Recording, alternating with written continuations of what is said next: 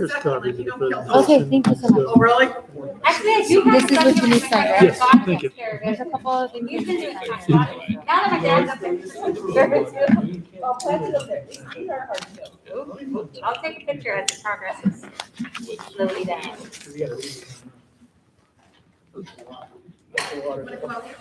I don't mind. I know. My dad's like that too. Yeah, that's fine. Vicki, I had your map and it has one ear band. And then I have my elastic comes tonight, or tomorrow. Now that you said that, I need you to pick one for me if you can. I have one that, Band came out. Car. it's stretching on the bottom, it's got like, because it was real frayed, I think it was full elastic, Good, then. and In the so, beginning, people were cutting pieces. yeah. Yeah, because I I know, I was get, looking for it yesterday, I go, where's no, my? I get a new bundle. I had it already with one. Yeah, 6:03. Good, all right. Okay, cold order. We're at here, reconvene to open session, call to order, roll call rather. Mr. Valadeo is absent. Mr. Chavez? Here. Mrs. Smith? Here. Mr. Torres? Here. There you go, okay. Report action taken in closed session, Not taken. okay. Well, number 6, pledge of allegiance. He's right. Well, I just sent down. Ready? Begin. I pledge allegiance to the flag of the United States of America, to the republic for which it stands, one nation, under God, indivisible, with liberty and justice for all. Take it away. Okay, so let's go to approval of agenda. Do we have a motion? So moved. Mr. Chavez? Second. All in favor? Aye. Opposed? Motion carries. Can Freddie hear us? I don't know. Can you hear us over there, Freddie? I can barely hear you. Need to move you closer? Where's the village? We can. We can move them closer. Okay. I don't think you're gonna move them. Okay, how about number 8 then? Let's go to communications. We did receive a letter this month from the Department of Education saying that they approved our LCP, our addendum to the LCAP. So, just saying, you're all good. Okay. Can you hear us better now, Freddie? Yes, thank you. Okay. Okay, so let's go to number 9, board reports. Anybody have anything they want to share? Okay, not seeing anything. So, number 10, presentations and reports. Staff presentation. Got one of those tonight. You first. Yes.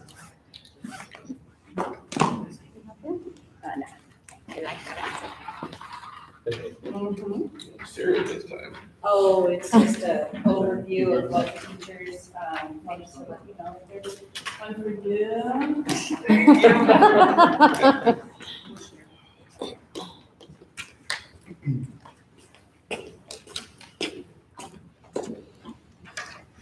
I probably won't read all of it to you guys because you all know how to read, but I will summarize some of them and talk specifically about third grade. And before I start though, our staff would like to recognize, and I saw it on the board agenda, but we would like to let you know how proud we are of our administrators. And we're very honored to have them representing us and their leadership that they've shown this year. And we're proud of the awards that they just recently won. So congratulations, Scott. Congratulations. I thought Mary would be here, but.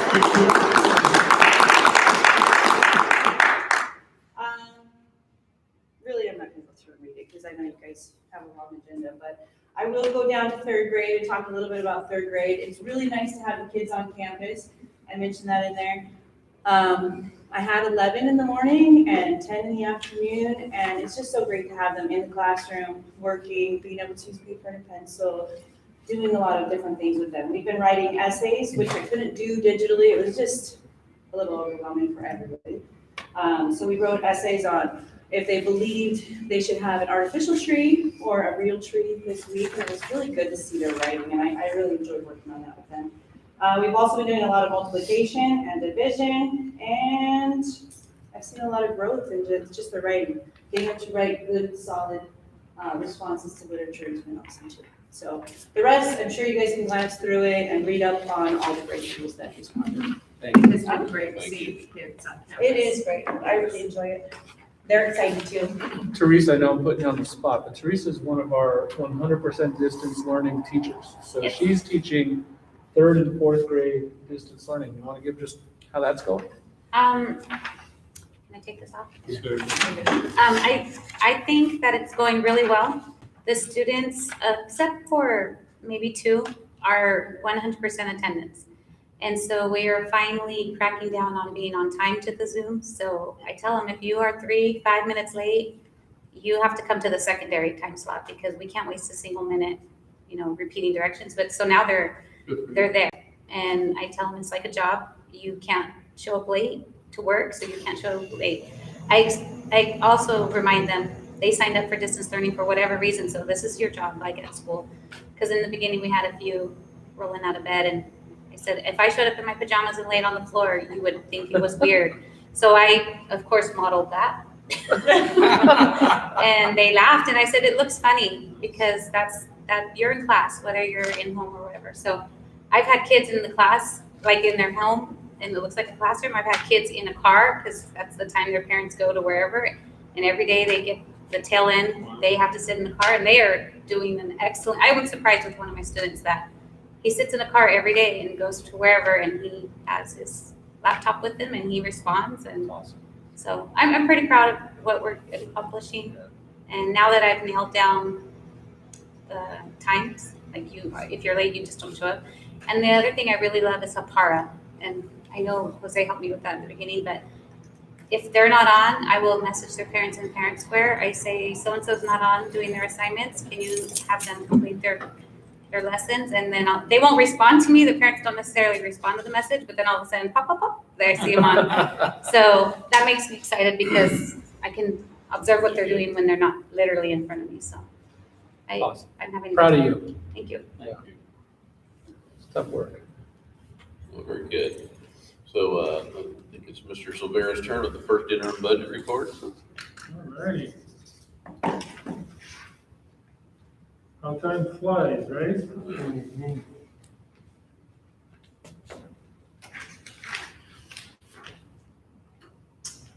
All right, so starting with page 3, actually 2. So there's been a pretty substantial state budget update since the May revised. When I say substantial, there's about an 8% cut that was restored for the LCFF. Not to mention a multitude of COVID-related resources and funds that were added. I'm not going to go through each of the bullet points, but I'm going to touch on a couple of main things that has affected the district. And so on September 18th of this year, the governor signed SB 820. And what that allows the district to do is to use growth that was projected in either second interim of last year or adopted of this year. So in a nutshell, what that means is most districts are going to be, they're just going to basically use last year's ADA and freeze it. And that's pretty much what most folks would get. Because the district projected growth and they applied for the waiver, so there's going to be an extra about 13 ADA that, in terms of funding that's going to affect LCFF. And so that first paragraph talks about that. And the other thing is the offset to that is deferrals, cash deferrals. So even though the governor added state revenues and COVID-related funding and help, he's still waiting for the feds to finalize it. So what does that mean? It means cross-year deferrals of apportionment. So to this district, it's about 1.1 million in cash deferrals. They're going to happen this year and they go into next year. And so this district is not the only one. It's all the districts, all 58 counties are going to be affected, all the districts. And so anyhow, just have to be really prudent and very mindful of cash flow. Moving on down towards the center part of the page. So no ADA collected in 2020 for apportionment purposes. I just stated that. So for this district, we're going to use the SB 820, and it's still pending approval. The other thing is there was increased funding for school nutrition programs.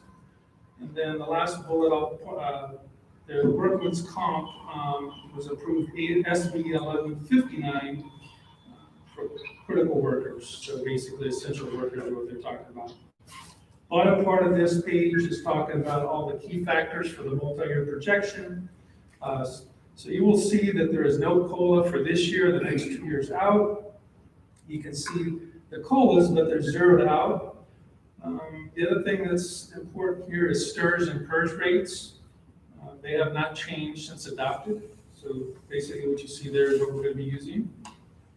Lottery for unrestricted dropped $4 per ADA, as did the restricted lottery, which is Prop 20, that dropped about $1 per ADA. And then lastly on the page is consumer price index. So those numbers did go up. There's 3.33% for this year, and then you can see the following numbers for the out years. Moving on to page 3. So basically the column on the far left is what I presented here in June. And then the center column is any adjustments that would have been made. Those are the current numbers for first interim. Biggest change you'll see is number 1 is LCFF, about 378,000. I did use the revised ADA and enrollment and all the factors for that. And the other thing I did was revise or refresh all the federal resources that came in for COVID. There were 3 new resources. And so that brought in projected about 327,000. All the state awards were refreshed and included in here. So all in all, for revenues, there was about a 756,000 increase is what's projected. Expenditures below, you will see any adjustments to those federal awards or state awards. Or that adjusted any supplies or services or any salaries and benefits. So if you see some big changes there, it's a matching principle in terms of getting those to match the revenues. And so total revenues increased by 248,000, about a 5% increase. And so roughly a 642,000 increase. Keep in mind, some of this is also unaudited actuals finished up about 130,000 higher than projected. So we're getting carryover coming in from last year, in addition to the increased LCF that is still pending, the SB 820, and also any changes to state and local awards. All the way to the bottom of the page, we're showing the updated district enrollment of 362. That would have been October CBEDS, and that translates into 354.36 ADA, or roughly about 12, about a 3.43 increase. So that is pretty much it for that page. So that's basically budget versus first interim. Page 4 is just basically some pie charts illustrating any revenues and obviously all the expenditures for the district. Page 5 is going to be a multi-year projection. And so we have 2 years past, current year, and then 2 years going forward. So AB 1200 law basically states the district has to maintain solvency not only for current, but also 2 years out. And so what we'll see here is I basically used the ADA increase for this year. I just kept it flat for the 2 out years. So not a lot of growth in LCFF. You will see federal revenues drop considerably. roughly around 400 and some thousand. You'll see the federal revenue for this year is 841,000. And then next year it drops down to 329. And again, the reason is one-time COVID money that has to be spent. Most of it's spent this year. And the kicker is a lot of this money has to be spent by December 30th of this year, which is literally 2 weeks. Less than 2 I weeks. know. So what happens is that the districts don't spend this money. It's one specific resource, actually two. They basically, the district will get billed and it has to get paid back. So we're working feverishly trying to spend all that money, right, Scott? Yes, we are. Good ideas. I do. And Vicky. So anyhow, just FYI, there is a transfer in that I kept in from adopted, 100,000. And even though we're showing positive and really strong ending fund balances, cash flow is a different story. So I had to keep that 100,000 in there to maintain positive cash throughout the year, and then not have to borrow from funds. Well, this 100,000 is a borrow from Fund 40, but also, so the positive point to this is we're not having to borrow from the county. The county did set up temporary, what they call dry run funding, which the county treasury is going to basically already has it in play. We had anticipated to have to borrow money to keep cash positive, but because of the changes in LCFF and the federal revenues, we don't have to go down that route. Very good news. So Yes. anyhow, second interim, just jumping ahead a little bit, second interim, I'll refresh everything, all the awards. We'll get the certified, basically the certified ADA enrollment will come out of CalPADS and we'll have really positive numbers to go into second interim. And so all the way to the bottom of the page, you'll notice the reserves there, and then also at the bottom, you'll see where I just mentioned I'm keeping enrollment flat for current, the 2 years out, as well as the 8 year. Page 6, just historical on ending fund balances, pretty much where the district has been since 2015-16, all the way out to 22-23. So those are just projections there. And then the same thing holds true at the bottom of the page for enrollment and attendance, or ADA.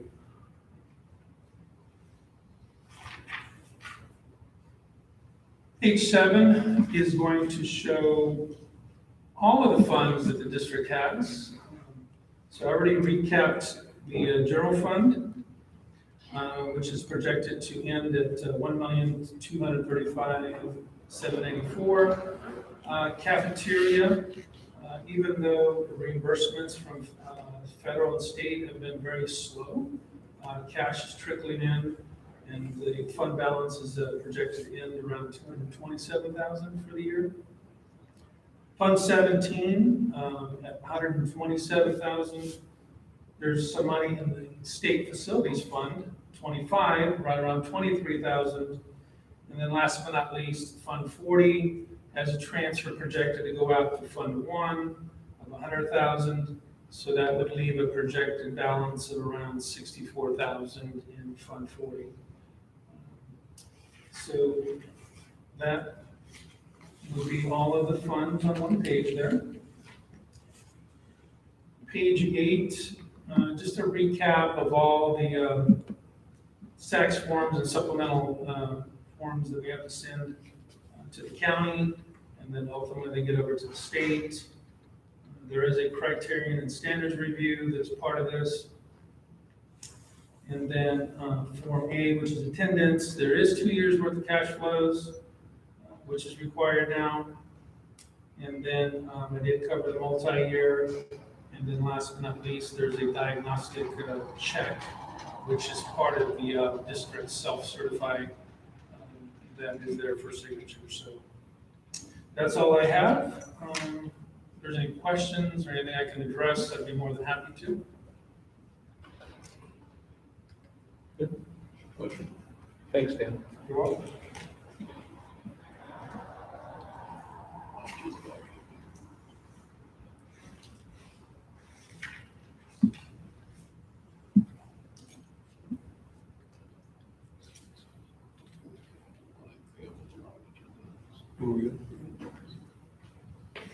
Run the school reopening updates. Do you want me to start with Yeah, that? go ahead.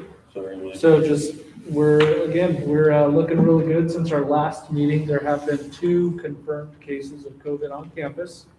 Both were staff members, both were unrelated to one another, and both were contracted off campus through contact tracing. And everybody was contacted immediately if they were in close contact with the staff members. And from there, we just keep going. The wheels on the bus are gonna continue to go round and round and keep kids here and respond appropriately. The governor's stay-at-home order does not affect schools at this time. If schools reopened under either the waiver or during the red tier status, schools may remain open. The only thing at this point that would close our school would be a 5% caseload within a cohort or within the school. So 5% of the campus contracted COVID, we'd close the whole school. If 5% of a cohort caught COVID, we would shut down that cohort, and it would only be for 14 days. So we hope that we're still cleared to operate that way. This is public health guidelines. They're looking at the data very closely and determining that, schools are very safe places for staff and for students. And we're doing everything we can. Our staff has been incredible, keeping high touch areas, frequently touched areas, bathrooms, classrooms clean. And staff and students have been doing a great job keeping their social distance, keeping their face masks on, and doing everything they're supposed to. It's really been a smooth reopening. Okay, you want to go ahead to the next item, LCFF budget overview? That was on the agenda last time. If there was any questions, it's for approval this time around. So we just need a motion. That'll be under action. That's good. Keeping it on there. Okay. MCSBA annual conference, March 5th through 7th. Do you want to talk about that one, Mr. Chesky? Basically right now, everything's just tentative. They picked that date, but they don't know if it's gonna happen. Obviously, COVID stuff going on, and they have a backup date they picked. I can't remember what the date is. It's October something. But if they don't end up having it in March and they don't have a backup date, they lose like all their money even for the rooms and the meals and everything, or like half of it or something like that. I mean, it's a big hit versus if it just rolls over if they have a backup date. So at this point, we're just kind of waiting to see. Senate Bill 198, replacing the update. No injuries to report. Enrollment update. This week's been interesting. We've lost kids and gained kids. We've still continued to enroll new families. And so, How many we lose? I think we've lost, we consider losing right now if students are going to Mexico. We're disenrolling until they come back, because 5-6 weeks of missing school we're not going to accommodate an independent study for that. We're not sending our technology to Mexico, and so students are dropping that, and we're not going to lose the attendance. So are they gonna come back? They can come back and re-enroll. So are they gonna have to be like quarantine here? Yes, 2 14-day quarantine upon traveling out of state. But we've gained a number of students from surrounding areas. Keep saying yes. They come. So there's some great kids coming. Okay. Everything got? Okay, item number 11, hear the public. Anybody here want to change hats and speak from public point of view or anything or for anything? And not see anything, let's go on to number 12, recognition of awards. Recognition and awards. Read that, or you want me to read it? Or, We got, just keep that list growing. Keep recognizing this amazing district and yeah. hopefully attracting more I'd like to families. say, like you guys said earlier when the teachers did it, we have a great staff here, including our administration, and we really appreciate you guys, what you do, and I know a lot of times we probably don't say as much as we should, but, you know, all these awards and everything is just, you know, small token of what we see every day on what a good job you guys are doing. So, like to say, yeah, congratulations for the nod from the county and stuff, but, you know, we appreciate what you guys do every day, so. Yeah. Okay, number 13, consent agenda. We have a motion to approve the consent agenda. So moved. Second. Okay, all those in favor of the consent agenda, ready? Aye. Aye. Okay. I saw everybody here saying, let's know names and then it carries. Go, approval for the minutes for the regular board meeting held on November 10th. We have a motion for that. That was the consent agenda. Oh, you're right. You know. That's right. One of these years, I'm gonna get this right. Number 14, action items. This is gonna be all of our, there you Not go. yet. Okay, let's go. A, LCFF budget overview for parents. I think that's, we need a motion for that. Do we have a second? Okay, all in favor? Aye. Okay, opposed? Nobody, motion carries. Item B, approval of 2020, 2021 first interim budget. Motion. So moved. Do we have a second? Second. Okay, all in favor? Aye. Okay, motion carries. Item C, adoption of the Grand Union Elementary COVID-19 prevention plan. We're gonna talk about this one, that one's been talked about enough. Anybody got any questions on that? This is a new requirement from Calahusha. They require that we have a COVID-19 protection plan. They basically sent it out to all schools and we put our district name on it. Okay, So we're just checking off on the ball. okay, so we have a motion. Okay, a second. All in favor? Aye. Okay, Who made the motion? okay, so motion carries.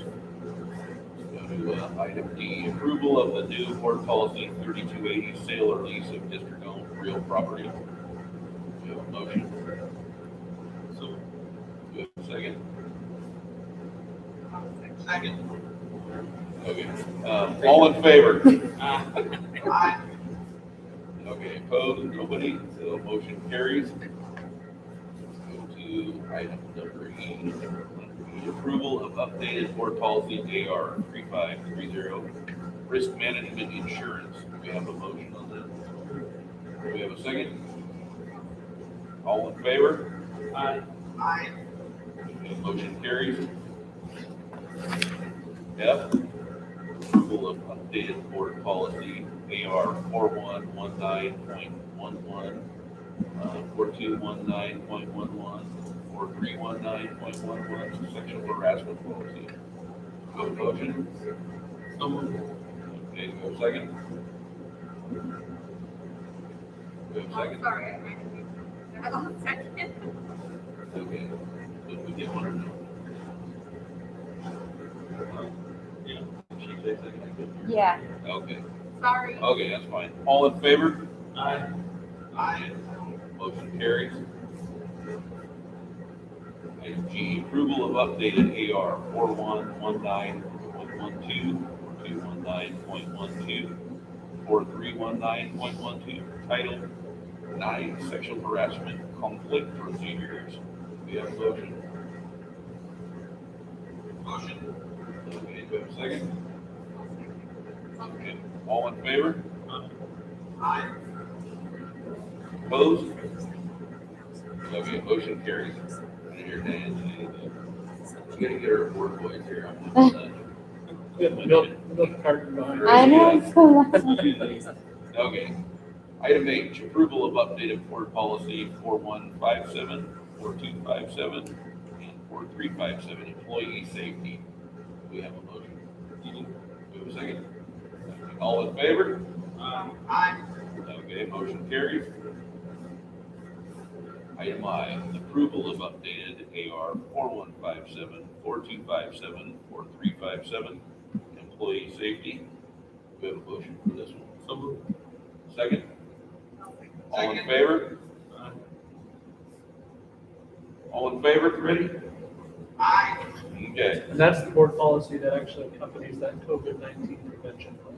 okay, so motion carries. Okay, go to item J, approval of updated AR 4157.1, 4257.1, 4357.1, work-related injuries. Do you have a motion? So, oh, sorry. I'll Okay. second. Okay, all in favor? Aye. Okay, motion carried. Item K, approval of updated board policy AR 5113.1, chronic absence and truancy. We have a motion. Diane, do we have a second? I'll second.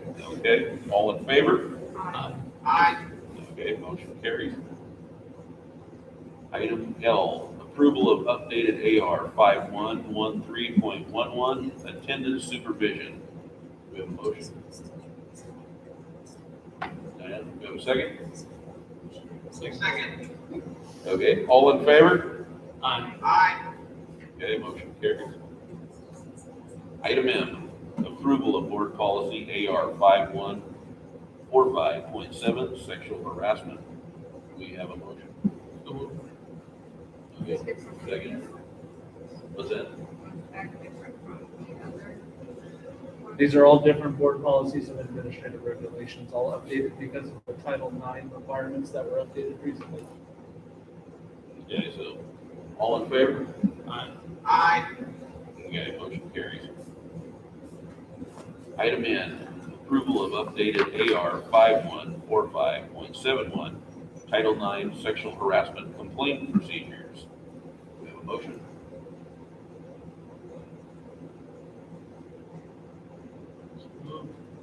Okay, how about a second? Okay, Second. here you go. All in favor? Aye. Okay, motion carries. Item O, approval of updated board policy AR 6161.1, selection and evaluation of instructional materials. Do we have a motion? Diana, do we have a second? Second, okay. All in favor? Aye. Okay, motion carries. Item P, approval of exhibit 6161.1, selection and evaluation of instructional materials. Do we have a motion? Diana, do we have a second? Second. Second. Okay, Mr. Torres, or Mr. Chavez, I mean, and all in favor? Aye. Okay, motion carries. Okay, let's go to item Q. Approval of exhibit 19323.2, action by the board. Do we have a motion for this? Diana, do we have a second? Second. Okay, all in favor? Aye. Okay, motion carries. The next one, a presentation to accompany it. Okay, so Click on where it this says is presentation, Talia. resolution Nope, not right there. 202108, Right where it says computer presentation. science presentation by Mr. Warwick.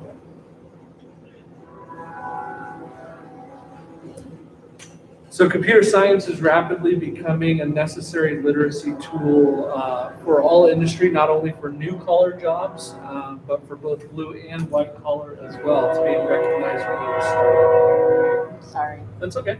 Just go represent. All right.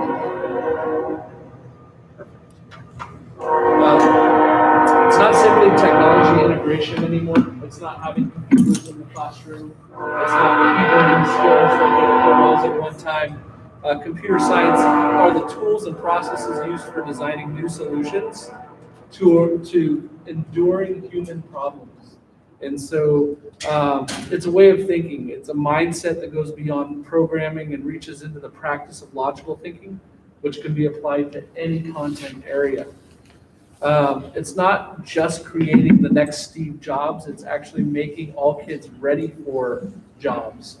If you can see that these are 15 jobs currently hiring. There are companies hiring people for these jobs that don't exist yet, if that makes sense to you. So artificial intelligence ethicist, telesurgeons, I don't know if I'd want to get surgery that way, but a 3D printed chef, commercial space pilots, Augmented reality journey builder, that one sounds incredible.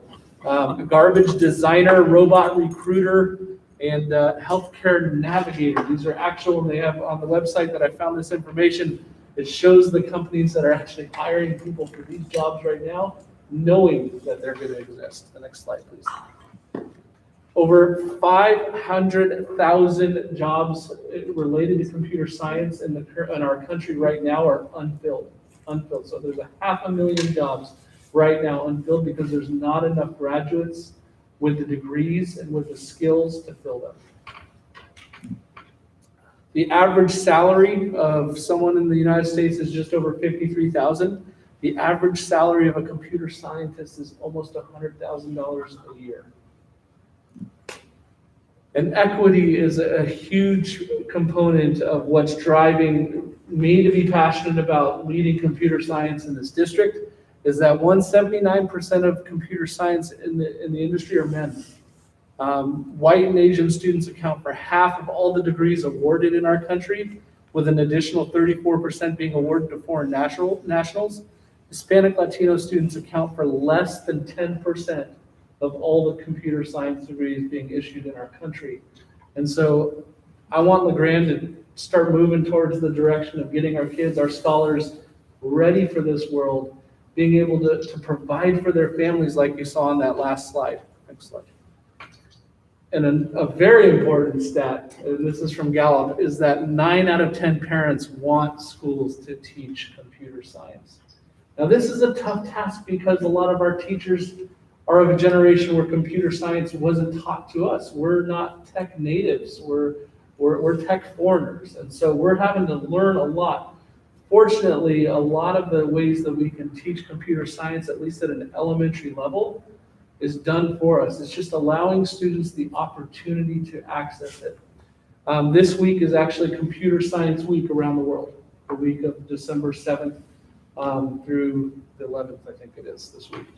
And so kids all over the world are participating in things like Hour of Code, which our students did today. We've got some great pictures of our third graders who did their Hour of Code today. But more than that, which a lot of schools participate in and then leave it, and then they come back to it next December, we're trying to get a program, a system built right here in LeGrand, not just at our school, but in partnership with the high school. We're starting in third grade through the Acellus program that we have. Students will code, hopefully 20 to 30 minutes a day, learning the process of coding, so that when they graduate LeGrand High School, they will have a certificate in coding, which is basically like having a degree in coding, so they can go out and start getting those jobs right out of high school, or they can go into college and specialize in some of the disciplines we saw. And that's what Mrs. Alley and I would like to see happen over the next couple of decades right here in our community. Our kids are hungry for it. I mean, the teachers can tell you when they're in front of those computers, not all of them like it, and that's okay, but they get excited because it's the way they think. We're exposing our students to esports. We're going to start teaching them how to stream live content and building their expertise in some of these new areas. It's not just playing games anymore. We want our students to learn how to create games. And that's just one component of computer science that it seems that most junior hires are most interested in, of course. But we really want to take our district down this path. And so a first step in doing this would be for the board to adopt a vision for our district through a resolution. I'm on the board of directors for CS's Elementary, which is a California-based group of getting computer science in the K-5 schools across the country. We've been meeting with national affiliates over the last couple of years, trying to get this into schools nationwide. One of the things that we've done that's been rather successful is a family code night. And so we have our first family code night here tomorrow night. It's going to be done online. Kids have the link. They're going to do it at home, and they're going to show their parents how to code if they log in. It's pretty incredible. Family Code Night has really taken off in a number of schools across the country, but we want to take it even further into committing to setting goals for the amount of coding and computer science our students participate in throughout a school year. The goal here at LaGrange is that 85% of our students participate in 40 hours of coding during a year, which is a pretty lofty goal. And we like to aim for the moon, because even if you miss, you still land in the stars. And so that's what we're going to try to do. And so I'm very excited to say that one of the initiatives that we've planted is this board resolution idea. The board that I work with CSS Elementary, has tried to work directly with principals and schools in the past. But we've now turned to start working with district leadership so it moves throughout districts. And I'm really honored to say that this school will be the first school in the country to pass a resolution tonight, hopefully, upon your approval. No pressure. First one in the country. That's funny. Of putting computer science at the forefront. Like I've said before, there are probably plenty of other schools and districts doing far more in computer science for their students, but that happens in microcosms and silos where we're in different schools. This would be the first district that actually adopts a resolution focusing on the importance of computer science with K-5 students, where it's really, most kids start exploring coding when they're older. So we could put up some of the things that we're already doing, Hour of Code, partnerships, and then Mr. Perez, wave Mr. Perez. He's the man back there. He and I like to dream up ideas of what we can get our students to do in this area. So we can go ahead and pull up the resolution. This one? Yep.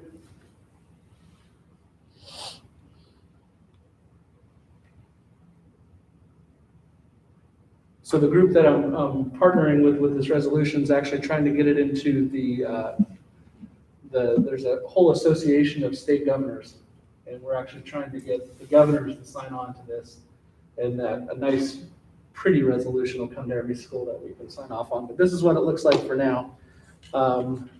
We could go through and read it, or you've probably already looked at it. This is our commitment, is that recognizing, one, the importance of computer science, and then committing to making sure our students have access to it during their time here at LaGrange. Good. All right. So with that being said, isn't that great? Because you got a question? No. No, okay. Sorry. Do we have a motion? Freddie, you have any questions? No questions. Okay, so Sounds good. a motion from Dan. Do we have a second? I'll second. All in favor? Aye. Aye. So motion carries unanimously. So, All right.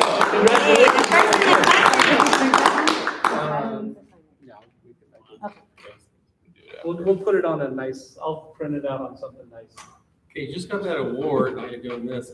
Pace yourself a little bit. No, this is exciting, man. This is good stuff. No. This is good stuff. okay, The next one's really exciting.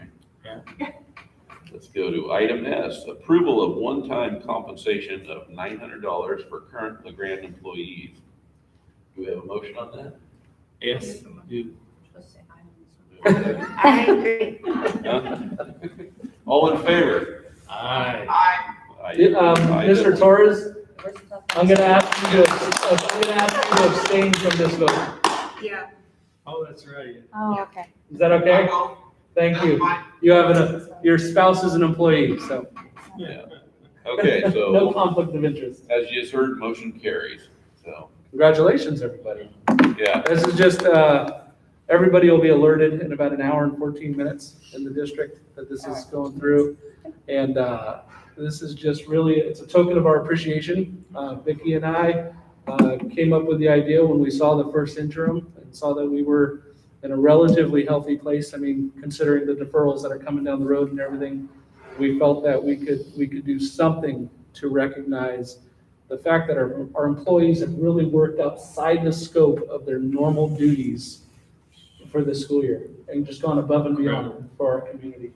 And so we're happy to do this. We know we're not going to be on a lot of, good lists around the county for doing something like this, but we're happy to They don't do have it for to. our employees. I'm gonna Oh, don't pass it out in 1 hour and 10 minutes. Don't, please don't say anything. I'm just Post kidding. it on Facebook. I'm just kidding. Thank you. Just think yeah, about no, on behalf of the board, thank you for all you guys do.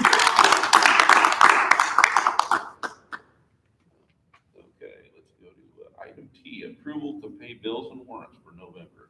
I make a motion to approve. You have any questions? Actually, I should ask first. Oh, come on, Adam, you gotta have one for me. You Come know, on. I got a whole bunch, but you know, I'll see you tomorrow. I'm ready. There was too many to ask tonight and I wasn't ready for it. Okay, so we got a second then? Diane, you second, all in favor? Aye. Aye, motion carries. Okay. Go over item 15, Scott. Upcoming events, we have our special board meeting, our burrito meeting next Tuesday morning. That's to go over the reorganization of the board. You'll get our calendared board meetings for the upcoming year, as well as if you'd like to run against Adam for presidency, campaigning can begin. Woo-hoo, let me know. Put signs out. What Did time I we get your start that? burritos? 7 o'clock. Okay, second about 15 minutes. There will be burritos for you there. Yes. And then Christmas break is December 21st through January 8th. And everybody has much anticipation for our break this year. Everybody's very tired. Yeah, right. Everybody be ready for it, for Yes. sure. So, okay. No other business or any last minute questions? Call a meeting adjourned. All right. Adam, when you're going through 6:48. the forms too, anything that you see with a resource 3220, The one that says COVID, that's correct. that's the ones I want to come talk to you about. Okay. I'm ready. The clerk has a couple things to sign. Who would you like to sign? Adam can sign his, yeah. Adam? Okay. I might send that out a little sooner. No. Yeah. It's already approved. Great. Actually, I'll set that up right now.